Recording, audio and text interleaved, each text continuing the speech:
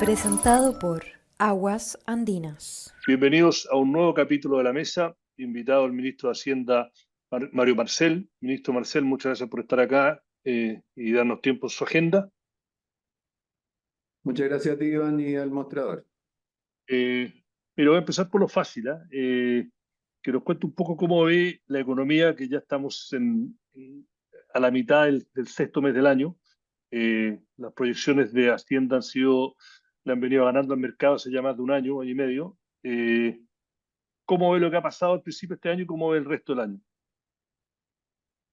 Bueno, este año comenzó con en buena medida una prolongación de lo que fue el final del año pasado, dado que la economía empezó ya a recuperarse, a tener cifras positivas de crecimiento desde julio del año pasado. O sea, estamos próximos a completar un año entero de cifras positivas, que se manifestaron con más fuerza en el primer trimestre.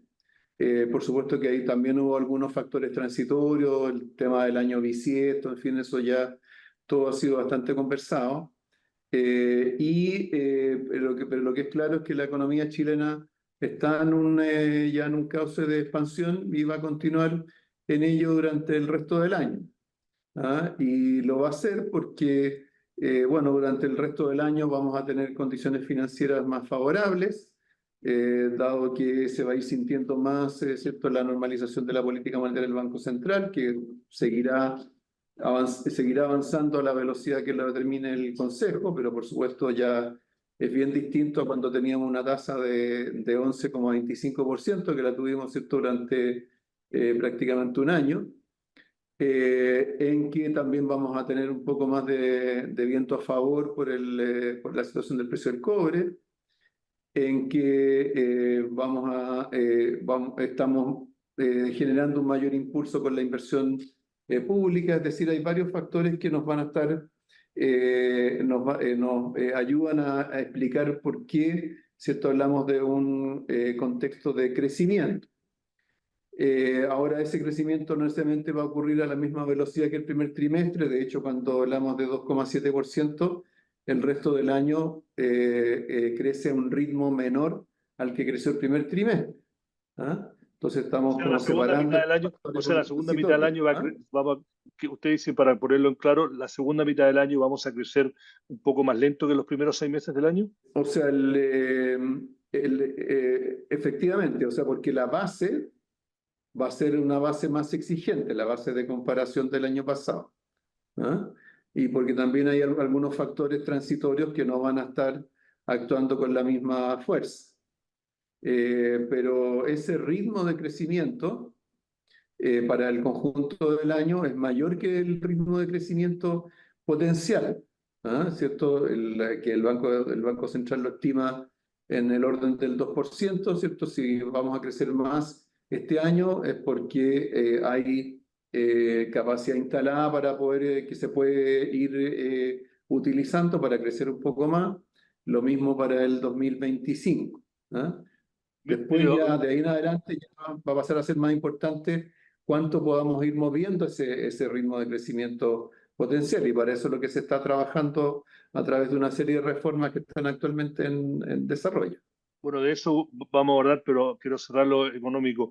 Hoy día, verdad, como esto se graba, pero bueno, esta semana el Banco Mundial elevó sus proyecciones para este año a 2,6 y yo hablé con dos economistas privados que van a sacar su informe la próxima semana.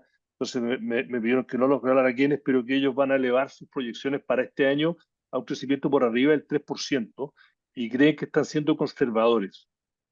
Y la pregunta viene, usted y su ministerio ha sido, si hubiese sido trader, usted estaría millonario ahora, porque usted ha venido diciendo hace más de un año y medio que las cifras iban a ser mejores de lo que el mercado estaba proyectando. ¿Por qué cree que se ideologizó tanto el tema de proyectar crecimiento y hubo una sensación tan negativa desde el sector privado, que solo este año empezaron a, a- a cambiar sus números y hacer proyecciones más de acuerdo a las que ha tenido Hacienda ya hace más de un año y medio, más o menos? Sí, bueno, los indicadores o las proyecciones que menciona Iván Creo que hay que agregar la encuesta de expectativa económica porque también pasó a 2,6% como promedio en la encuesta que se acaba de dar a conocer del Banco Central. Así que eso subió ya una décima respecto a lo que había antes. A ver, yo diría que lo que ha ocurrido es una mezcla de una cierta inercia para mirar el desempeño de la economía. Y por otro lado también, ¿por qué no decirlo? También ha habido un tema más político, de confianza, en fin. Respecto de lo primero, creo que, por ejemplo, muchos analistas no ponderaron cómo iba a ir cambiando el escenario en el cual se movía la economía. O sea, muchas proyecciones se hicieron, por ejemplo, no sé, pues cuando todavía estábamos en medio del proceso constitucional, pero era claro que ese proceso constitucional iba a terminar, de una manera u otra iba a terminar a fines del 2023. ¿Ah? De la misma manera, el ajuste fiscal tiene un impacto, o sea, de hecho, cierto, qué sé yo, las clasificadoras de riesgo es uno de los temas principales que miran. El ajuste fiscal se hizo, ha seguido adelante, ha seguido el proceso de consolidación fiscal. Y lo mismo el avance también de la política monetaria, o sea, uno no puede evaluar la economía igual cuando la tasa está en 11,25 o cuando está en 6. ¿Ah? Entonces, esa capacidad como para anticipar cómo iba a ir evolucionando el contexto de la economía, que creo que estuvo ausente en muchos análisis y en el fondo tendía a proyectarse el futuro simplemente como una repetición del presente. ¿Ah? Eso yo diría que es algo que digamos, uno puede ver en muchas de las proyecciones que se hacían para este año.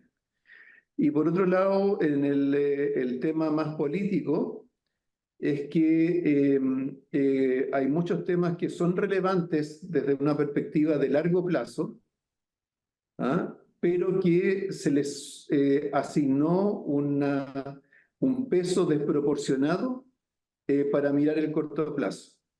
O sea, por Por ejemplo, ejemplo, qué sé yo, los temas por ejemplo, típicamente el tema de la inversión. ¿Ah?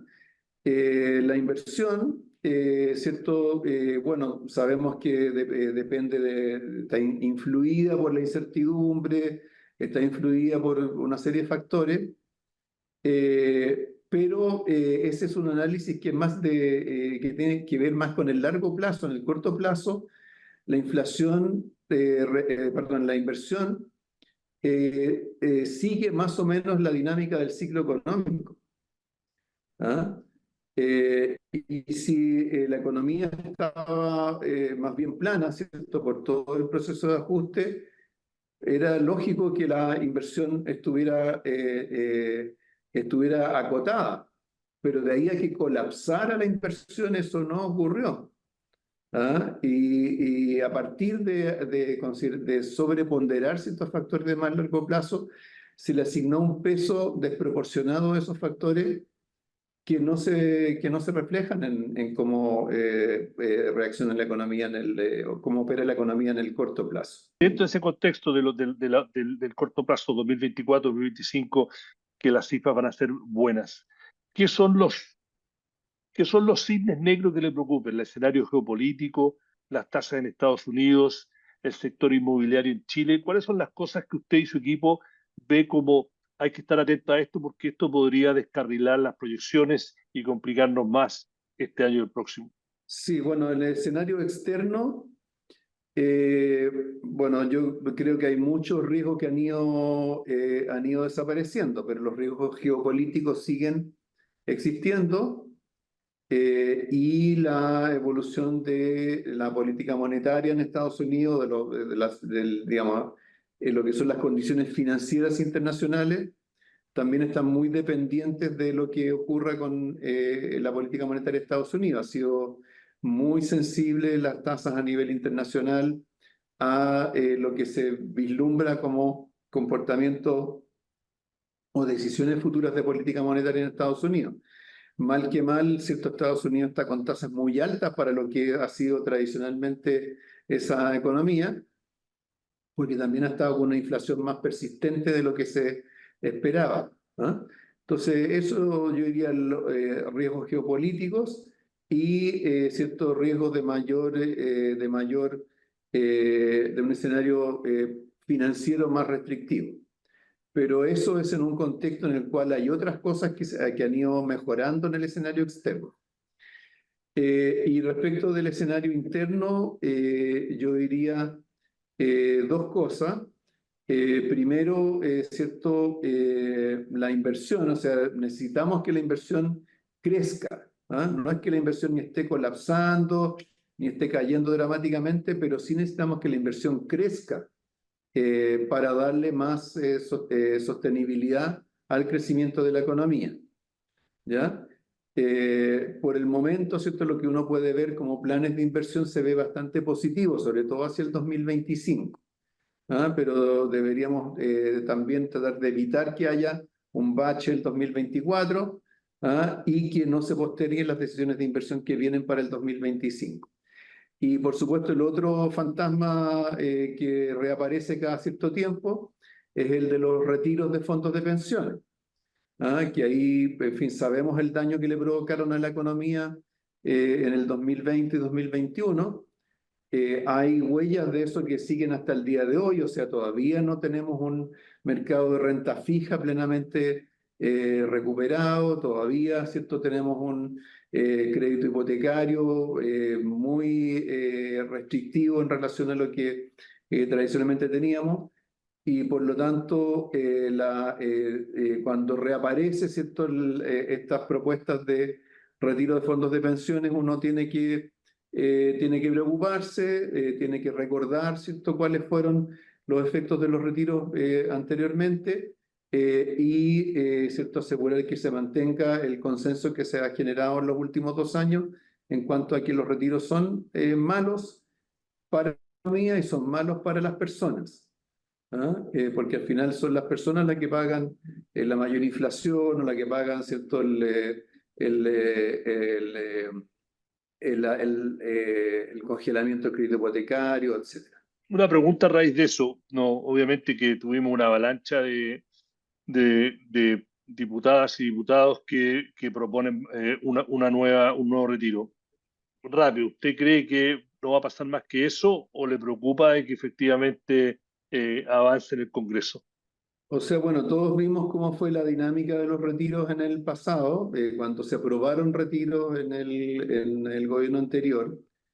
Y hay una dinámica política que es muy compleja, en que, ¿cierto? Hay parlamentarios que hacen estas propuestas, otros que, en fin, están en la duda, empieza, ¿cierto?, a correr la idea de que el vecino, qué sé yo, el diputado del mismo distrito, a lo mejor va a votar a favor, entonces yo no puedo pagar el costo político de esto. Bueno, eso lo hemos logrado neutralizar y hemos logrado que impere la racionalidad en las últimas 3 votaciones de retiro, pero eso uno tiene que estar atento a seguir esa discusión y plantear los riesgos y también, por supuesto, recoger las preocupaciones que legítimamente muchos parlamentarios pueden tener, pero que tienen otras soluciones distintas que no generan el daño que provocan los retiros. Le quiero preguntar una cosa que usted tocó, el tema de la profundidad del mercado de renta fija en Chile.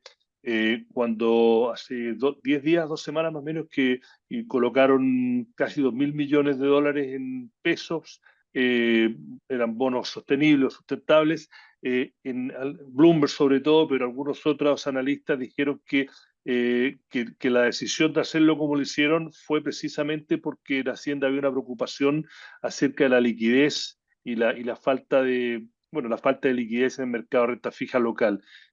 ¿Fue tan así? ¿Cómo lo ve? ¿Cuán preocupado tiene que estar uno por lo que está pasando con el mercado de renta fija local?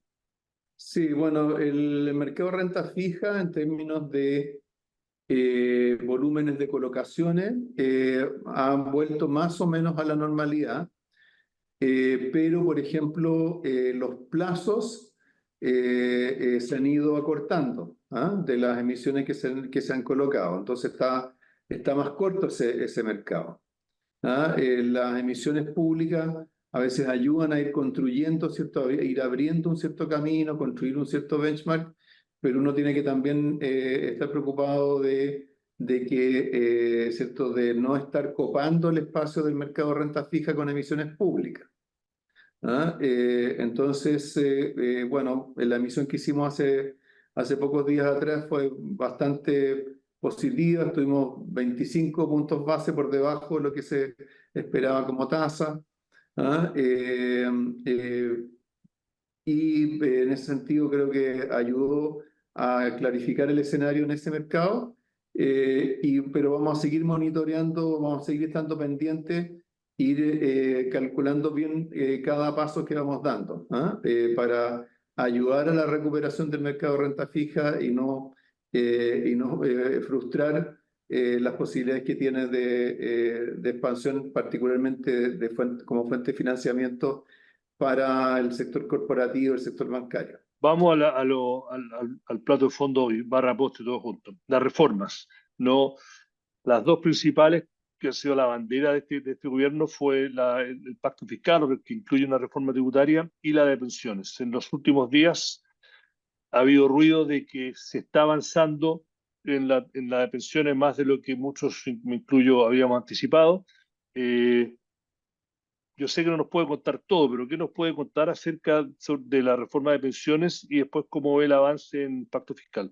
Sí, bueno, en la reforma de pensiones se acordó una forma de trabajo con la Comisión de Trabajo del Senado, en que se agrupó los temas de la reforma en 6 categorías: aumento de volumen de cotizaciones, retorno de la inversión de los fondos de pensiones, PGU, y por lo tanto mecanismos para evitar el riesgo de pobreza en la vejez,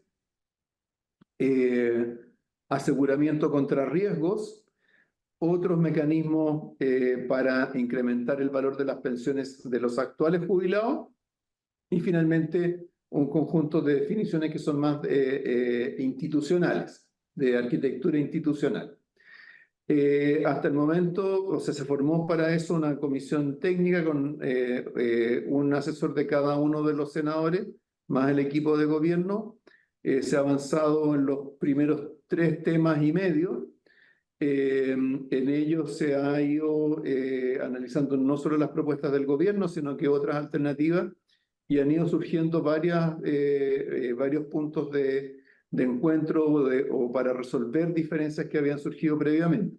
Obviamente el plato fuerte de ahí es el quinto, el que tiene que ver con los otros mecanismos para mejorar las pensiones de los actuales jubilados, porque ahí está incluida una parte del seguro social. Pero en el fondo creo que se ha avanzado bastante en resolver varios otros temas que habían surgido en la discusión. Y por otra parte, creo que dentro del seguro social, al separar lo que es propiamente cobertura frente a riesgo o a situaciones que no pueden manejar los afiliados, como es la diferencia entre hombres y mujeres, de los temas de mejoramiento de las actuales pensiones, creo que eso también ayuda a discutir esa parte de la propuesta de reforma. Por supuesto, digamos, todavía estamos lejos de tener un acuerdo así detallado, pero creo que estamos avanzando en una dirección correcta. Y esperamos tener pronto una votación en general en el Senado, porque la verdad es que después de casi 5 meses de discusión, es razonable que podamos tener que los senadores y senadoras tengan claro, ¿cierto?, si están de acuerdo con legislar sobre el tema. ¿Usted cree que al final Hay que en la Cámara de Diputados nos demoramos 1 año, 4 meses en llegar a ese punto? O sea, aquí 5 meses parece harto, pero es menos de la mitad de lo que nos demoramos en la Cámara. Una pregunta? Hay algunos analistas que siguen el tema en más detalle, que dicen que la piedra del zapato al final no va a ser si la distribución del aumento de cotización va a ser 5-1, 4-2 o 3-3, sino que va a ser más sobre el tema de la separación del negocio de inversión con el negocio de administrar las cuentas. ¿Cómo responde a eso? Sí, o sea, bueno, esa claramente es uno de los temas que le preocupan a la industria de AFP. ¿Ah? Ahí lo que tenemos que tener claro es qué es lo que estamos buscando. ¿Ah? Porque acostumbramos nosotros en Chile muchas veces en discusiones de política pública discutir sobre el instrumento y poco sobre el objetivo que se busca. ¿Ah? Lo que nosotros estamos buscando es que haya más competencia en la administración de inversiones y que al haber esa mayor competencia, ¿cierto? Eso beneficie a los afiliados. ¿Ah? Entonces, la separación de funciones entre la administración de inversiones y la administración de cuentas tiene fundamentalmente ese propósito, pero puede estructurarse de manera distinta. Originalmente, ¿cierto? Lo primero que planteó el gobierno era que hubiera una entidad pública que se hiciera cargo de toda la administración de cuentas.